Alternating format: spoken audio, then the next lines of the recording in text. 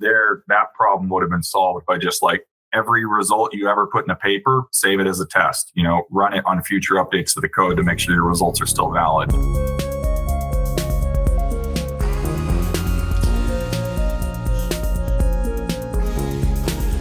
My name is Paul Len, and this is the first episode of Proofcast, a new series from Runtime Verification. We're here to make a podcast I always wish existed. Real conversations with real people working in Web3. Some of us are diehard about crypto, others landed here as a career move. Either way, we're going to pull back the curtain and talk about what it's like to work in this industry. In upcoming episodes, we have some awesome guests lined up, but today it's just us. We got to figure out how to do this first, right? So I'm excited. I wanted to do this for a while. Let's get started. Everett, our fearless CEO, kick us off. Why did you want to do this podcast with me? And please don't say it's just because it's your job. Yeah, well, I'm Everett. I'm the CEO, and I don't know about fearless for sure. There's definitely a lot of fear, especially around heights and stuff. I tried forcing myself to climb for a long time, but it didn't really work out. So I couldn't push through the anxiety. I'm on this podcast because it's my job. To be here by no, I think it's a cool idea too. I think in general we have a very kind of professional online presence, and it'd be cool for people to get to know us a little bit better because we do have a cool team, and we definitely in our hiring processes emphasize trying to hire people that work well together and that are like-minded and moving in the same direction and diverse, honestly, in interests rather than very singularly focused on, moving forward with their work or their job. Because I think diverse people like that make for more interesting work, more interesting team, and also make it so you can, be a bit more dynamic in how you approach business as well. So, anyway, 100%. Yeah. Okay. I'm Rhye. I joined Runtime Verification in, I think, 2021. Yeah, it was 2021. I'm on this podcast mainly to show off my expensive microphone that I bought for $100. Oh man, yeah, I'm with you on that one right here. Yeah, yours looks even more professional. Yeah, I'm currently head of developer tooling at Runtime Verification. Maintaining Symbolic, our Solidity debugger, and always curious what people have to say about our tools. And a good way to prompt them for feedback is just pushing out more content so that people can learn what we are building, how to use our tools. That's about me. I'm Gregory. I'm a head of growth at Runtime Verification, and I like make things grow, right? So my interest within this podcast is that you guys fell in love with us. You want to work with us. It's a win-win for all of us, and I'm happy. Greg, I understand you got number one Gregging award earlier this year or in 2024. Yeah, I might even be able to find it now and share it with you. Yeah. I think it was like best Greg at Gregging or something like that. It was I can't remember exactly the award, but it was a big deal. It was a big deal. So I asked Everett for promotion, and he got back to me with a certificate saying that now I'm a CGO in a company, and meaning that I'm a Chief Gregory Officer. So I was extremely happy with that, and that's about my role.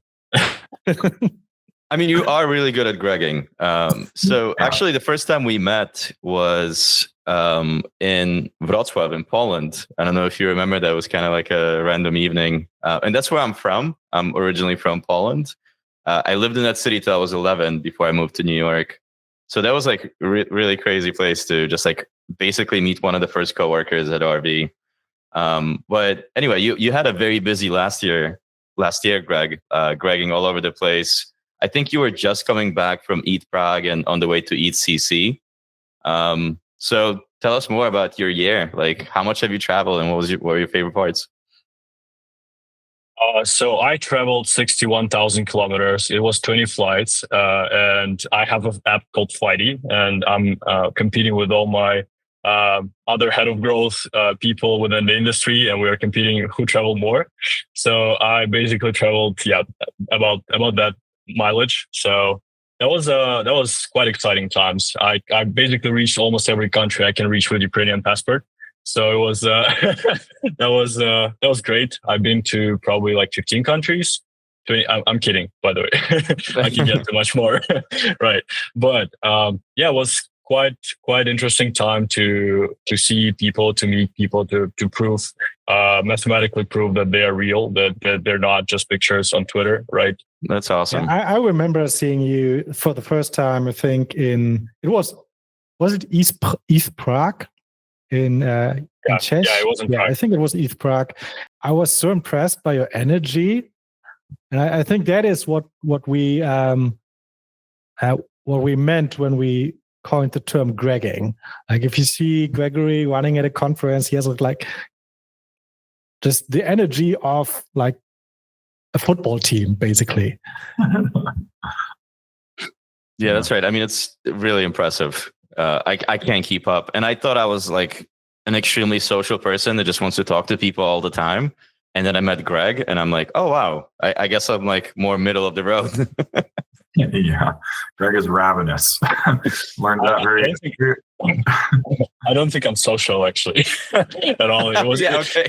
It's just my job. I'm just locked in. You are locked in. Yeah, I just read the job description very carefully, and I basically trying to execute all the responsibilities that Everett gave me. That's about it. Yeah. Well, you did it so well. I remember possibilities to just be Gregging. That's it. So yeah. So I think when it first clicked, it was like I was standing at a conference. Greg was, oh, there's Vitalik. I need to go to talk to him. And like Vitalik was guarded by some security guys, and there was a huge crowd of people around him.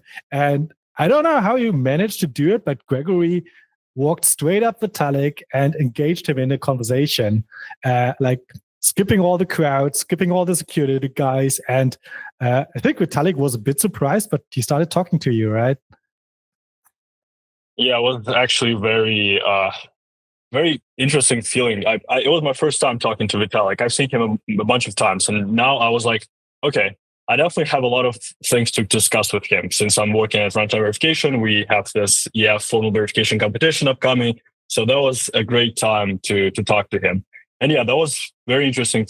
Very interesting discussion. He was, I think he's very considerate when talking. He's not like quite fast speaker. So, and I'm like moving on different energy all the time, right? So I approached him. I tried to engage him in a conversation, as everyone else, and it took probably like 5 seconds for him to respond because he was thinking a bit, and I was really not prepared for that. I'm like, oh, wow, like I should also slow down probably now because that's.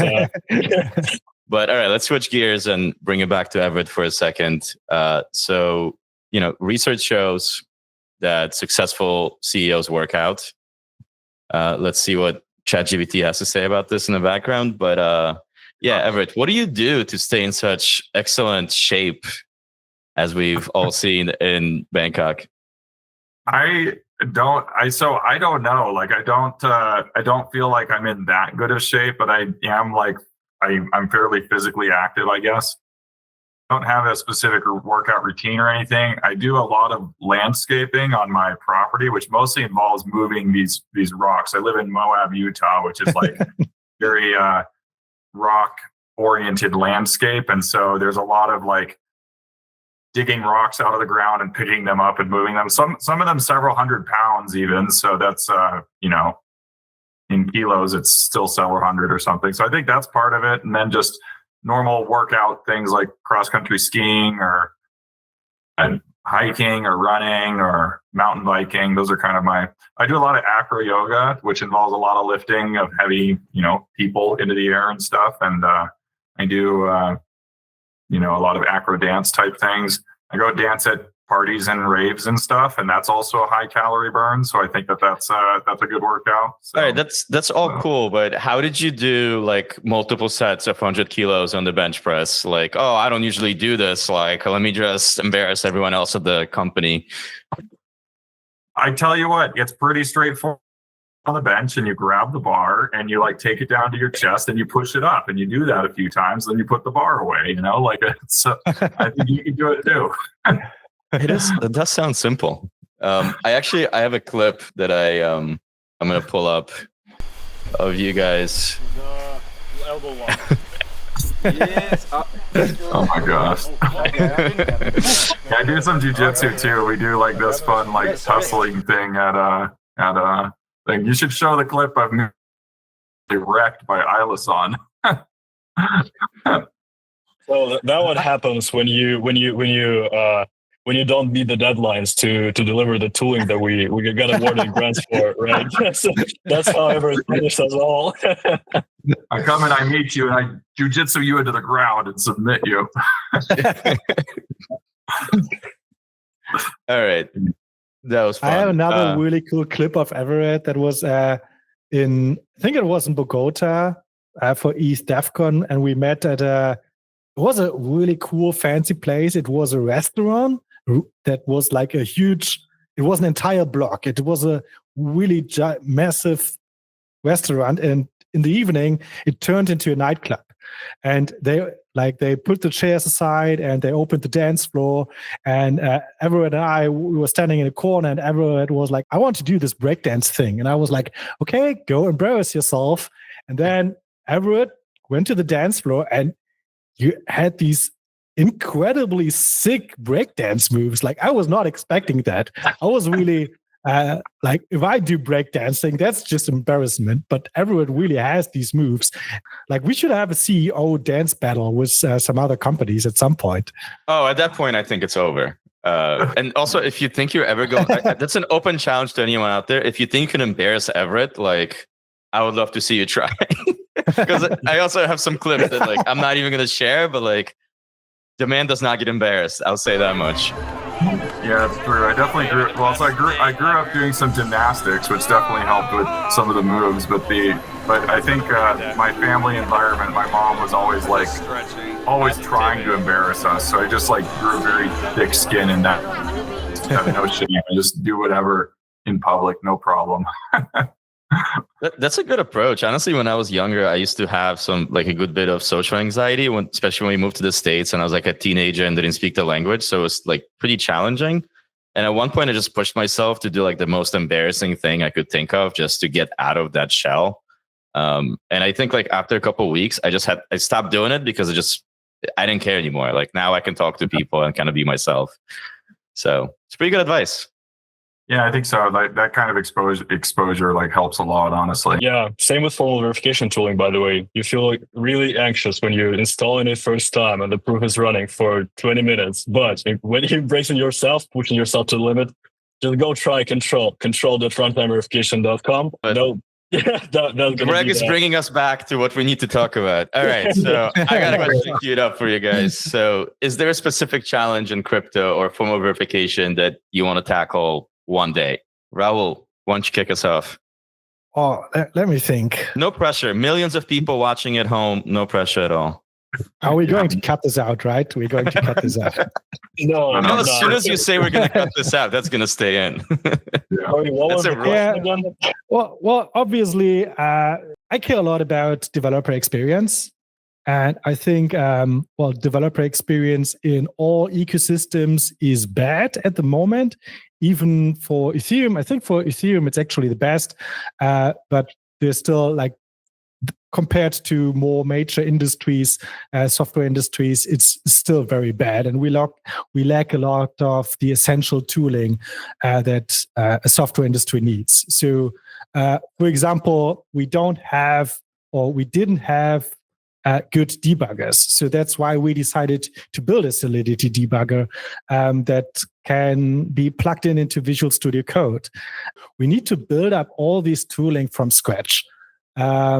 And if we don't do it, we cannot expect any other corporate company to step in for us and do it for us. We cannot expect Microsoft building tools for Solidity. So all these tools must be built by Ethereum core developers. Yeah, and I think there's a lot of room for improvement on the developer experience side. So yeah, and my dream is just that Ethereum becomes joy for developers. That's, I think, where I see I can contribute the most to the success of Ethereum and to blockchain in general. Because if you know our tech, like we are not locked into Solidity and EVM, or tools are mostly language agnostic. So they also work for Rust and Solana. They also work for Multiverse X and other blockchains. That's where I see I can contribute the most. I think the big question is, how do you pay for this stuff? And who should pay for it, I guess, right? Because developing software is not cheap. And crypto is not mature enough to just kind of solve these problems on their own. So I know we've been working a lot with the Ethereum Foundation. Do you want to talk a little bit about that and the process of getting the grant for Symbolic? Oh yeah, it's so the ink isn't dry yet on the contracts, but yeah, we've been applying for a grant from the Ethereum Foundation. It has been a process that took some months of back and forth, and yeah, just last week we got the confirmation from the Ethereum Foundation that they acknowledge Symbolic as a public good, and they acknowledge that they want to support it. Yeah, so the Ethereum Foundation is definitely very helpful and supportive of public goods. And I know they also have been criticized in the past a lot for not funding certain projects. But I think that's the bigger problem, is that there cannot be a single foundation that is responsible for funding all the public goods. Like, public goods are public. So I don't know, we need to find a model that's more sustainable, where all the stakeholders contribute fairly to the open source stack and free tools that they use in some way. And Everett, I think you worked at the Ethereum Foundation before RV, or at the same time as RV. I'm not really sure. And I'd love to find out more about your time there. Yeah, I worked at the Ethereum Foundation in, it was either 2016 or 2017. I was basically like Jurassic era, like before crypto really took off. It's pretty impressive. Then I was working on the EWASM team. The goal then was to switch out the EVM with WebAssembly. Basically, there were a lot of technical challenges with doing that. There's the community of developers was a lot smaller at the time, and so it was just a lot harder. But that actually led to us building out a lot of tooling for WebAssembly, which at the time, when the EWASM team was discontinued, there was some disappointment because it was like, oh, this was, wasted effort or something. But actually, I think a lot of that tooling spurred so much of the growth that we've seen in other Web3 ecosystems, and has set the stage for a lot of other software tooling development too. So I don't think it was a waste at all. And it was good. You got to meet a lot of people on the Solidity team at the time then, and got to travel around and visit. That was my year of doing Gregging, basically, or my few years of doing Gregging. I was traveling around to different conferences and meeting people and getting to know from there, as small as it was at the time. Yeah, that was cool. I eventually decided to just go with runtime verification full time, because I studied formal methods. That's what my PhD was in before I dropped out, and so I really was excited about doing verification work basically and bring that to the masses. And that's actually why I went to grad school, even, was to try to improve the state of the access to high quality developer tooling for people who don't necessarily have a lot of experience or knowledge about programming languages or something like that. So in my physics undergraduate, for example, I had some colleagues who worked on papers that they would write a quantum chemical simulation or something for their paper, and then get some results and data from the simulation for this, and then they'd write a paper about it and publish it and get some award for the paper or something. And they go back and fix a bug in their code that they found later, and all their results that they wrote for that paper were then invalidated, right? And so there's a big push in the computer science academic community for like reproducibility of results by the committees that are reviewing the papers and stuff. And it'd be nice to have the same push outside of computer science as well. But I think more importantly, we just need to give tools to other scientists that enable them to have guardrails so they can't make mistakes in writing down quantum chemical simulations or something. So that's actually what got me really excited about programming language theory and formal methods. Is when I was researching that and I saw this problem with these quantum chemical simulations, I learned about some Haskell type packages that would actually type check your quantum simulation for you. And then I got really excited about what is this type system thing? And I started learning about type theory and things like that. And then that's actually what got me applying to grad school for computer science. And then once I got into grad school, I learned about formal methods and program verification. I was like, oh, wow, this is amazing. This kind of like went that direction, thinking like, oh, if we can get more code generally using formal methods and formal verification, even in little ways, it will improve the quality of code everywhere and reduce a lot of inefficiency to do with just low quality code. And I mean, now that I have more experience, I would say to my friends back in the physics undergrad, like, you should be testing, right? Because they weren't even testing. Like at the time, I didn't know what testing was, right? Like I was also just hacking together Python code for various simulations and stuff. But like that problem would have been solved by just like every result you ever put in a paper, save it as a test, run it on future updates to the code to make sure your results are still valid. Let me ask you a quick question. So were the results invalid because they were actually invalid results, or were they just invalidated because the code wasn't like up to quality standards? Yeah, they just weren't valid results for the, there was a bug in the simulator for the quantum mechanics and the results weren't valid. And so, yeah. Another really simple example that pushed me into computer science as well was in my undergrad, I took a kind of a study abroad / internship in Germany at a school in Munich. It was a physical chemistry lab. So we were testing the strength of covalent carbon-carbon bonds, basically by actually physically grabbing the carbon atoms that were in chains and pulling them apart and seeing when they broke with an atomic force microscope. We'd first run a bunch of quantum chemical simulations on those different carbon-carbon bonds to see how we could make them stronger or make them weaker or something like that. And interacting with we were working with the supercomputer in Germany, and it was the biggest supercomputer at the time to run these simulations. And we'd run a bunch of simulations. Then the promising ones, we'd go to the lab and actually do the experiments. Well, when I went to see how they were submitting their jobs to the supercomputer, they're doing it like one at a time. They'd be like, okay, I want to do it with this parameterization. Now this one, now this one, now this one. It took them like 7 seconds or something for each job. And they even had like a little competition game going, like who can do it the fastest. And it's all the same keystrokes you had to hit each time. It was like 140 keystrokes or something you had to hit to get a job submitted to the supercomputer. That they had it down really fast. They could do it super fast. But I was like, I'll do it 400 times a second for you. And I just wrote a simple bash script that like did a parameter sweep over the input space. And then, a month later, the PhD who was leading the lab came back and said, like, in the last month, I've collected more data than my whole PhD just because of this little scripting thing. And that really drove home for me as well. Like, the physics is not the bottleneck, right? The bottleneck in these situations and things is just lack of knowledge of computer science. So if we can somehow get higher levels of abstraction where people in physics who know math and who know how to reason logically and formally can tell their computer in the language of mathematics that they understand what they want, right? And then they can have a high level of confidence or faith that the computer is doing it correctly. I think formal methods can enable that, basically, like bringing them higher levels of abstraction that they can use for that. So, and that was a big detour of a conversation, but yeah. No, that's really cool. I mean, it's a very interesting background.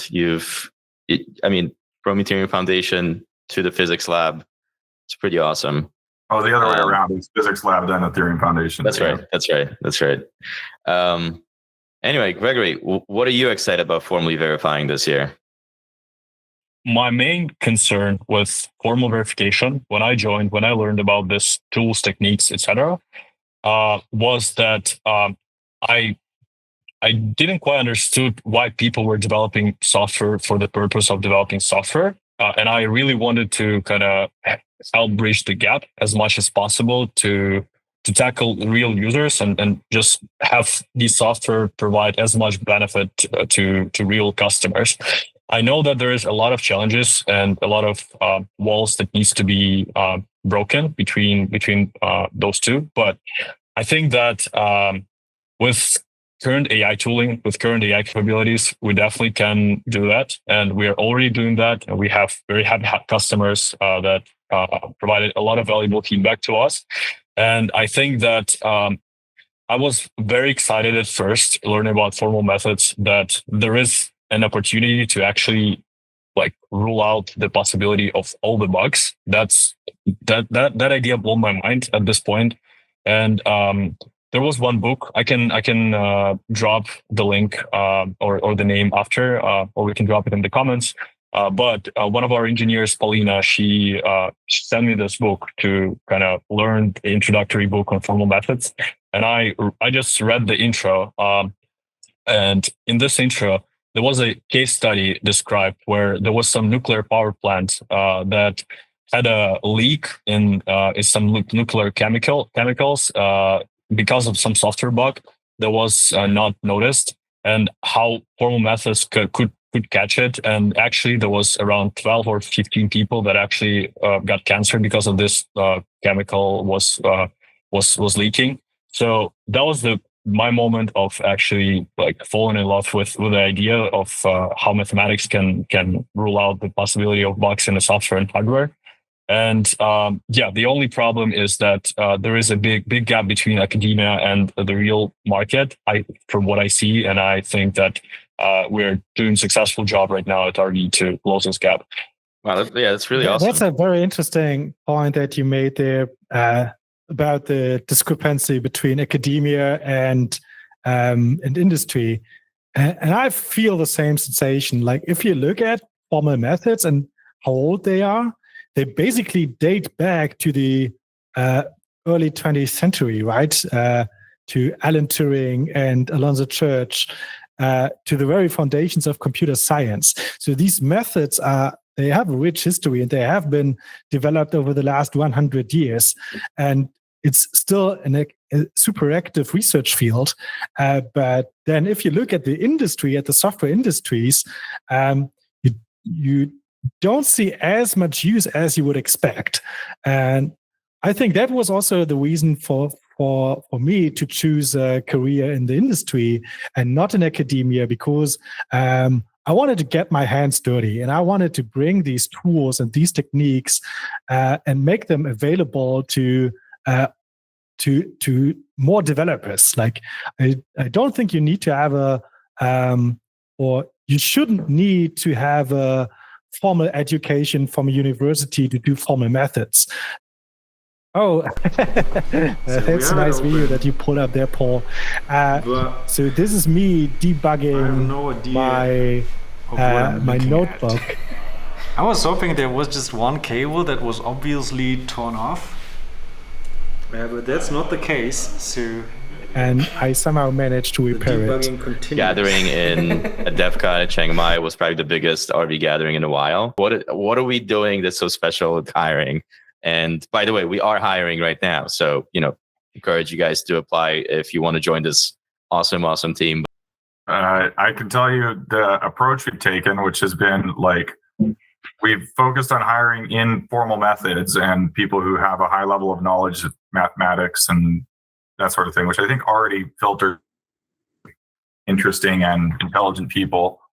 And then we also just really put a lot of emphasis in the hiring process on making sure it's a good fit, which includes telling people very directly what the job is, not like trying to hide like behind, oh, it's going to be this or that. We just tell people like, this is what you'll be doing, very directly. And we make it so that our technical assessment is a good reflection of that. Basically, we just give them a mini exercise of what they would be doing for formal, methods at Runtime Verification.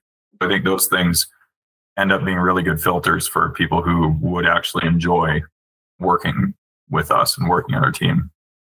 Awesome. All right. So last question. Yeah, my Spotify playlist needs some love. What songs are you currently rocking out to? Well, I'm currently listening to Sweet Child O' Mine from Guns N' Roses on repeat. So that's just, I think, a killer classic song that everybody knows. I don't know. Yeah, probably. Yeah, sorry. Yeah, probably Tyler, the Creator, Cherry Bomb. That's the only one that comes to my mind right now. But don't listen to it. Don't listen to it. I've been listening to this song called Jammin' by Ruby, Rubii. It's really like kind of slow, like kind of sexy, dancey vibes. Makes me want to dance, basically. So this guy is always dancing. All right, I think we're almost at time. We got to call the client in 5 minutes that we got to run to. So we got to wrap this up. It's been a lot of fun. Looking forward to the next one. See ya. Thanks, Paul.